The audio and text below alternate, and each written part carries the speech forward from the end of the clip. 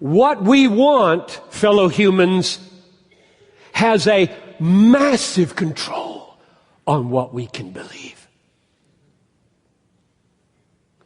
If you want something badly enough and believing the truth will take it away from you, you will see the truth as error and remain enslaved to your want. The blinding power of human wants is absolutely staggering. I have walked through so many divorces, so much adultery, so much stuff with people, and to hear them talk, you think, you are blind as a bat. Can't you see what you're doing? Feels good. Feels good. I don't think God wants me to be unhappy.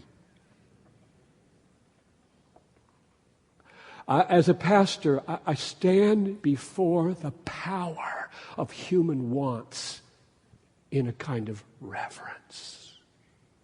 It is so demonically powerful. What we want exerts over our ability to believe things and see things a staggering influence. So that's almost at the bottom. It's not the bottom yet, but it's powerful. And you need to know that. Jesus is loving you right now. He's helping you understand why you struggle to believe. That's what He's doing right this second. Jesus is talking to you. Why do I have such a hard time believing? Those Christians that, they seem so excited and I don't see it.